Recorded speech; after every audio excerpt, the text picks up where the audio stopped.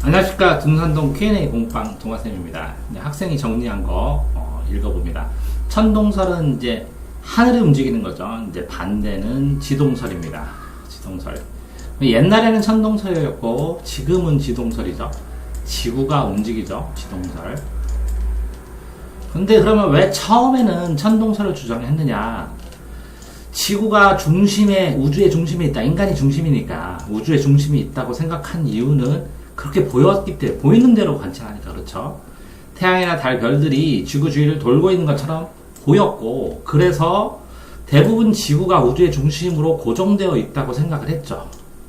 그렇죠. 신이 창조를 하고 고정되어 있다고. 지금도 뭐 지구 평평설 해가지고 유튜브 찾으면 지구는 평평하다 이렇게 하면서 논리로 설명을 하는데 그럴듯합니다. 평평설. 어쨌든 태양과 행성들이 지구 주위를 공전한다고, 돈다고 생각을 했어요. 태양과 나머지들이 지구는 고정되고, 그게 천동설입니다. 하늘이 다 돌고 있다라는 거죠. 천체의 겉보기, 겉에서 보기, 그냥 보는 것은 직관적이고 간단하게 그냥 보이잖아. 저 봐봐, 이게 직관입니다. 간단하게 설명해 줍니다. 2세기 무렵에 프톨레마이오스라는 사람이 그때까지 알려진 관측 자료와 이론들을 종합해서 이런 그림, 지구 중심으로 되어 있는, 지구 중심으로 있고 돌죠. 이렇게 돌고. 보통 태양이고요. 수, 금, 지, 화, 목, 토, 천왕성하고 해왕성은 나중에 만환경 가지고 늦게 발견됐으니까. 그러니까 이렇게 태양하고 수금지인데 지구를 중심으로 보니까 태양이 여기 있죠. 그럼 이만큼하고 이만큼 끊어서 보면 태양과 지구 사이에 지구가 있고 태양이 있죠. 그러니까 이렇게 달도 있고 지와 태양이 있고, 이렇게 요게 그쵸? 지구가 마치 여기에 있는 것처럼, 약간 지구 요만큼이 이렇게 거꾸로 있는 것처럼 이렇게 보이죠. 프톨레마이오스가 천동설 그림을 그린 겁니다. 이 모형은 당시까지 알려진 천문현상을 아주 겉보기를 잘 설명을 해서 겉보기라는 직관적이고 간단하게 보이는 대로, 당시 종교나 철학과 함께 16세기까지 지배적인 우주관이 되었는데, 그러나 새로운 관측 사실이 발견될 때마다 이게 겉보기니까 이게 원리를 설명하려면 자꾸 조금씩 수정시켜서 복잡하게 만들어야죠. 그런데 이제 이게 코페르니쿠스적 전환이라고 그러죠. 지동설을 하늘이 움직이는 게 아니라 지구가 움직인다라는 게 코페르니쿠스적 발상. 완전히 바뀌어버렸죠. 천동설에 의해서 행성이 예상 위치와 실제 관측되는 행성 위치가 오차를 줄이고자 연구를 했겠죠. 이렇게 점점 수정을 하려고 연구를 하다가 우주의 중심이 태양이 있고 행성들을 태양 주변에 공전한다는 모형을 해보니까 훨씬 더 간단하게 잘 설명되는 거예요. 이를 지동설이라고 하죠. 행성의 복잡한 운동을 보는 여러 현상을 매우 간단하게, 그렇죠? 누적된 정보를 아주 간단하게 설명을 할 수 있었던 거죠. 그래서 태양, 그죠? 여기 지구, 달 돌고, 지, 화, 목, 토, 천, 해 이렇게 돈다는 거죠. 코페르니쿠스의 주장은 오랫동안 지구가 우주의 중심이라고 했으니까 말도 안 된다고 하겠죠, 사람들은. 게다가 몇백 년을 그랬으니까. 게다가 별의 연주시차와 같은 과학적 증거. 그 연주시차는 뭐냐면, 이렇게 행성이 있으면 별이 이렇게 보여요. 그러면 여기서 이렇게 바라볼 때랑 여기서 바라볼 때랑 이렇게 별의 각도가 다르겠죠. 이걸 반을 딱 나눴을 때 요 반절의 각도. 왜냐면 여기서 별을 바라보고 여기 서서 바라보면 각도가 다르죠. 요 각도의 반절, 요걸 연주시차라고 합니다. 연주시차. 여러분, 연주시차는 왜 생기냐면 태양이 가운데 있고 지구가 이렇게 공전을 하죠. 공전을 하면 지구가 이 자리에서 이 별을 볼 때랑 이 자리에서 여기서 별을 볼 때랑은 다르니까 요거 1년 동안의 주기, 돌아. 그러면 시각차가 발생해요. 시각차. 그게 연주시차입니다. 이렇게 1년 동안 공전을 하면서 이 어떤 별을 바라볼 때 시각차가 연주시차인데, 어쨌든 이 연주시차와 같은 과학적인 증거나 관측 결과를 제시하지 못했기 때문에, 그죠? 이거를 제시를 했으면 더 믿어줄 텐데, 그 당시에 코페르니쿠스가 이것까지는 제시를 못했다는 거죠. 그러니까 당시 과학자 중에도 이 주장을 받아들이는 사람이 많지 않았겠죠. 근거를 더 대야 되니까. 한편 갈릴레이는 자신이 만든 망원경으로 목성 주변에 공전하는 4개의 위성을 발견했으며, 목성 많다 그랬죠. 목성, 토성, 금성과 달리 달과 같이 다양한 모습으로 관측된다는 사실을 알았다. 금성이 달과 같이 다양한, 상현달, 하현달처럼. 그러면 이렇게 금성이 다양한 모습으로 발견된다. 목성의 위성이 발견은 이게 지구 중심. 왜 그러냐면 이 목성 주변의 위성들이 이렇게 빙글빙글 지구를 중심으로 도는 게 아니라 목성을 중심으로 돈다는 거죠. 그러니까 지구를 중심으로 모든 게 다 도는 게 아닌가, 이 목성을 보고 이런 생각을 했죠. 그런 다음에 금성의 위성 변화를 설명을 하려고 해보니까 이게 상현달, 하현달처럼 천동설로 하면 해결이 안 된다는 거죠. 그리고 같은 시대에 활동하던 케플러라는 과학자가 타운캐더의 법칙을 비롯한 행성 운동에 대한 3가지 법칙을 했는데, 케플러 이렇게 해서 여기 이제 초점이 2개인데, 요거하고 요 속도하고 이렇게 이 같은 면적, 동일 면적인 요 속도, 이렇게 가는 거는 같은 면적만큼을 같은 속도로. 그러면 여기는 빨리 가고 여기는 천천히 가야죠. 여기서 이러서 길으니까. 그런 것처럼 케플러의 3가지 법칙이 있는데, 요 3가지 법칙 하고 뉴턴의 마뉴레어 법칙, 이런 법칙들을 다 이론적으로 연결해보니까 지동설이 확실하다라는 생각을 했다는 거죠.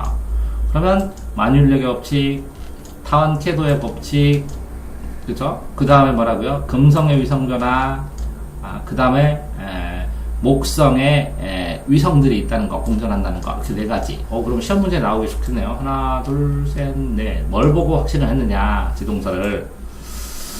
이렇게 시험 문제가 나오겠네요. 다시요. 마뉴리역의 법칙, 케플러의 타원캐더의 법칙, 금성의 위상 변화, 그 다음에 여기에 목성의 위성들이 있다는 거, 목성 주위에 공전하는 위성들이 있다는 거. 그 다음에 만환경의 발견, 5번. 이렇게 5개. 이렇게. 그 전에 연주시차를 설명을 못했다. 연주시차.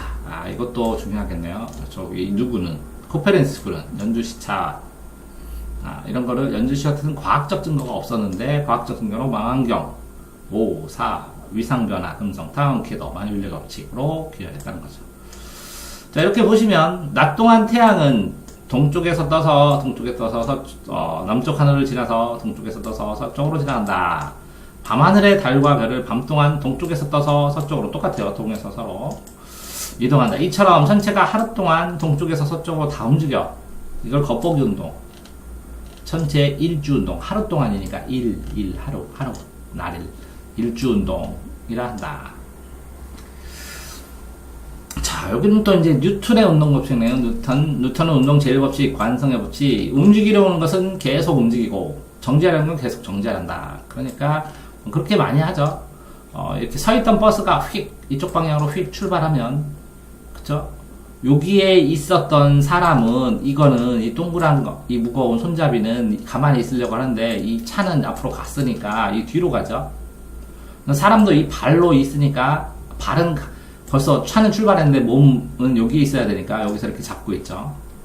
그래서 그 다음에 정지를 갑자기 하면 끽 하고 쓰면 이렇게 출발하다가, 이 몸은 가려고 하죠, 앞으로. 근데 차는 서 있으니까 뒤로 있죠. 몸은 계속 가서 이렇게 되고, 이 동그란 물체도 무거운 거는 가고, 그러니까 이렇게 되죠. 이렇게. 그래서 끽 하면 앞으로 쏠리고 갑자기 출발하면 내 몸이 뒤로 쏠리고, 이렇게 되는 거죠. 이 법칙에 따르면 외부에 힘이 작용하지 않을 때 운동하는 물체는 계속 처음 상태를 유지하죠. 힘이 작용하지 않으니까. 그러나 물체의 속도가 달라지거나 이제 운동을 한다는 거죠. 원운동에서 같이 물체의 운동 방향이 변하면 힘이 작용하는 거죠. 운동 방향이 변해도. 그 다음에 속도가 달라지거나 방향이 달라지면 운동을 하는 겁니다. 힘이 작용한 거죠. 한편 운동 물체에 힘이 작용하면 방향이 달라지거나 속력은 이제 속력과 속도는 속력은 빠르기고 이거는 빠르기 플러스 여기 각도가 들어있는 겁니다. 각도. 운동 상태가 변하는데 이때 운동 상태가 변하는 정도를 자, 속도가 증가하거나 감소하는 가속도라고 합니다. 감속도는 없고 가속도. 속도가 변한다. 제1법칙, 제2법칙은 가속도의 법칙, 가속도. 어떤 물체에 힘이 작용하면 물체의 운동 상태가 변하죠. 그러면 속도가 A, 엑셀레이터에서 A입니다. 가속도를 붙여라, 엑셀을 밟아! 이렇게 하는 거죠. 가속도의 크기는 물체의 힘의 크기에 비례한다. 그래서 F는 MA입니다. 힘은, M은 질량. 이거는 가속도. 무거우면 힘이 세죠. 그다음에 이거 속력이 빠르면 힘이 세죠. 그러니까, 덩치가 크고, 속도가 빠르면 파괴력이 좋죠. 아이들이, 힘이. 그러면 양변을 M으로 나누면 M분의 F고 여기는 A가 남죠. 이거 M으로 나누면 이렇게 하니까 A는 M분의 F가 됩니다. A는 M분의 F. 자, 그랬을 때 반비례 비례는 이렇게 붙어있으면 반비례고 이렇게 떨어져 있는 거 이렇게 떨어져게 F와 M은 비례, F와 A도 비례. 그렇죠? 자, F와 M은 비례, F와 M 비례, F와 A도 비례. 그런데 여기에서 보면 다음 식으로 나타났다. 가속도 A를 여기다 M으로 나눠주면 A는 M분의 F. 힘을 중력으로 나타내면 가속도가 된다는 거죠. 이렇게 공식. 요거만 외우면 F는 MA. 가장 기본적으로 과학에서 쓰는 최고 많이 쓰이는 공식 F는 MA. 그래서 양변을 A로 나누면 이렇게 나오죠. 자, 이렇게 비례한다. 자, 그러니까요, 여기에서 붙어서 힘은 물체에 작용하는 여기 보면 가속도는 A는 붙어 있으니까 치워보면 다시요. 이게 A는 질량의 반비례입니다. 질량의 반비례. 그래서 이렇게 분수로 되어 있어요. Y는 X분의 K 하면 반비례잖아요. 이 두 개가 반비례 그래프. 1차 함수로서 이렇게 그리는 거. 그러니까 요거는 반비례고 요거는 비례입니다. 이렇게. 왜? F와 A는 떨어져 있으니까 비례. F와 M도 비례. 이렇게 두 개끼리 꼭 붙어 있는 건 반발이라 반비례. M과 A는 반비례입니다.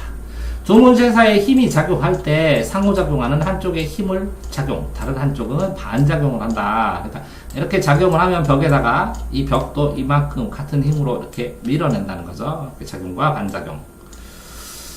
자, 그래서 작용과 반작용은 제2법칙, 가속도의 법칙은 제1법칙, 관성의 법칙. 그렇죠? 제2법칙은 가속도의 법칙, F는 MA, 작용과 반작용. 이렇게 작용 반작용이 3법칙. 작용과 반작용의 크기는 같다. 이렇게 벽을 밀으면 이렇게 반대 방향이다. 크기는 같고 방향은 반대다. 그래서 작용선 위에 있다. 이게 이렇게 같이 일치돼야 된다는 거죠. 작용선. 한 물체가 다른 물체에 작용하면 힘을 작용할 때 물체에도 같은 크기가 방향은 반대인 힘이 동시에 작용한다. 이 물체가 정지해 있을 때는 운동하고 있을 때나 모두 성립한다. 모두 정지했을 때도 벽이 정지해 있어도 작용 반작용이 된다는 거죠. 두 물체가 접촉하여 힘을 작용할 때뿐만 아니라 떨어져 있을 때도 작용한다. 떨어져 있을 때도 항상 성립한다. 작용과 반작용. 접촉 말고 떨어져 있을 때도 작용한다. 이게 시작점이 다르니까요. 시작점. 자, 다음에 이게 이제 뉴턴의 법칙이고 뉴턴의 법칙. 1법칙은 관성의 법칙, 정지는 정지, 운동은 운동하는 거. 그러니까 운동과 속도가 운동 방향이나 속력이 달라지면 운동 상태가 변한다. 그게 가속도인데 그 가속도는 F는 MA로 변한다. 붙어 있으면 반비례, 떨어져 있으면 비례. 그런데 그 힘이 작용할 때 이렇게 어떤 힘이 작용할 때 그 반대면에서 같은 크기로 반작용, 붙어있던 떨어져 있던 운동화이던 정지이던 상관없이 붙어있던 떨어졌던 운동하던 정지이던 상관없이 양쪽의 작용과 반작용은 적용된다라는 거네요. 자, 케플러의 법칙, 케플러라는 과학자가 타원 궤도의 법칙, 이렇게 타원을 도는데 타원은 이렇게 초점이 두 개입니다. 두 개. 타원에 태양이 하나면 태양 위에 타원에 다른 한 초점. 우주 빈 공간에 있으면 이게 태양이 있는데 여기는 아무것도 없다고요. 아무것도 없다고. 빈 공간에 있으면 가장 가까운 것을 근일점. 그러면 지구가 만약에 태양이 여기에 있고 지구가 여기에 있다면 가까운 건 근일점. 가장 먼 곳. 여기가 가장 멀죠. 여기는 원일점. 여기는 근일점. 이렇게 됩니다. 케플러의 질법칙은 행성 공간 궤도 모양에 대한 법칙으로 천체는 원 따라 공전하는데 큰 변화. 원이 아니라 이렇게 타원으로 간다는 거죠. 화성뿐만 아니라 태양 주위를 공전하는 행성, 소행성, 해성 등 모든 것들이 이런 법칙으로 계산해보니까 거의 10배로 쓸 정도로 원에 가까운 타원이다. 근데 타원 궤도는 맞는데 이게 실제로는 하면 거의 원에 가까운. 이제 지구 사진 보면 동그랗잖아요. 근데 이제 회전을 하면 약간 이쪽이 이렇게 회전해서 이쪽은 빙글빙글 가속 속도가 빠르고 여기는 늦으니까 요 바깥에가 조금 볼록하다고, 약간 이렇게 됐다고 그러는데, 이거 과장된 거고, 거의 원에 가깝다는 거죠. 그러니까 도는 것도 이렇게 티나게 차이 안 나고 거의 원에 가깝지만, 어쨌든 이 초점 두 개가 일치돼서 원이 아니라 이렇게 찌그러진 모양이라는 조금은, 식별할 수 없을, 그래서 옛날 관찰하는 사람이 원이라고 생각한 거죠. 근데 계산을 해보니까 결과는 타원이더라, 이렇게. 실제 행동은. 자, 케플러의 법칙. 그러면 이게 타원이더라가 1차고, 2번은 이렇게 됐을 때, 면적하고 속도가 일정하다. 전체 공전 속도는 금일정에서 가장 빠르다. 여기서 가장 빠르고, 작으니까. 그죠? 원일점에서 공정 속도가 빠르고, 원일점에서 가장 느리다. 그럼 이렇게 하면 이렇게 돼야죠. 자, 그러면 요 면적과 요 면적 같다면, 요만큼 돌 때랑 이만큼은 빠르고 똑같은 면적으로 돌 때 이만큼은 천천히 돌아야죠. 그러니까 이거는 빠르다. 여기가 빠르다. 여기는 느리다. 이렇게 속도가. 왜? 여기는 근일점 가깝고 태양에 가깝고 여기는 원일점 태양에 멀고. 그래서 근일점과 원일점 사이에 공전 속도의 차이가 커진다. 실제로 행성은 공전 궤도의 모양이 원에 가까워 거의. 그러니까 근일점과 원일점 사이 공전 속도 차이가 크지 않지만 결국은 그래도 납작한 태양성을 가지므로 공전 속도의 차이가 매우 크다. 행성은 원에 가깝지만 해성 같은 경우는 삐그해서 굉장히 크게 돌 때는 이렇게 차이가 난다는 거죠. 이렇게 가까울 때랑 멀 때랑 해성 같은 경우. 그래서 76년 주기로 멀리서 태양을 두는 헨리 해성 같은 경우는 원일점에서 0.9km, 근일점에서는 54.5km, 가까울 때는 엄청 빠르죠. 이렇게 차이가 많이 난다는 거죠. 일반적인 행성은 차이가 안 나고. 자, 그 다음에 케플러의 3법칙, 속도가 다르다 이런 거 있죠. 속도가 다르다. 그 다음에 케플러의 3법칙은 조화의 법칙. 자, 행전의 공전 주기가 P인데 행성의 공전 궤도의 장방견 A를 이렇게 했을 때 이건 장축이라고 이건 단축이라고 해요. 짧으니까 단축. 이건 길어서 장축. 행성 공전 궤도의 장방견을 이게 천문 단위로 사용하여 상수 R이 사용하면 상수가 1이 된다. 이걸 기준으로 케플러 법칙에 따라 태양 주위를 공전하고 있다. 태양 주위를 공전하고 있는데 지구 공전 궤도가 타원이라는 사실을 어떻게 알아낼 수 있었냐면 같은 크기의 물체라도 가까이서 관찰하면 크게 보이고 멀리 떨어지면 작게 보이죠. 당연하죠. 이는 거리가 멀어짐에 따라 물체의 크기가 시직경이 작아지기 때문이다. 눈이 이루는 각도. 그렇죠? 그러니까 가까이서 보면 이렇게 봐야죠. 눈으로. 멀리서 보면 이렇게 봐야죠, 눈으로. 그럼 이게 직경이 짧아지죠. 이건 넓어지고, 눈으로 봤을 때도. 우리는 매일 보는 태양도 여러 날 사진을 보면 크기가 다르게 보인다. 크기가 다르니까, 보이는 거리가 다를 것이다. 라고 생각을 할 것이죠. 자, 됐습니까? 그러면 그거를 계산했다는 거죠. 그래서 일정한, 가로분의 세로를. 이게 P제곱분의 A. 행성 공전 주기를 P, 연단위를 하고, 공전 궤도의 장반경을 A, 요 A하고 연단위를 P제곱, A 3승, 제곱하고 3승이네요, 다. 이렇게, 제곱과 3승, 제곱과 P. 공전 주기와 장반경을 계산을 했더니 항상 같더라. 이게 조화의 법칙입니다. 자, 그래서 케플러의 법칙, 뉴턴의 법칙, 그 다음에 케플러 법칙, 뉴턴의 운동 법칙, 그 다음에 천동설과 지동설이었습니다.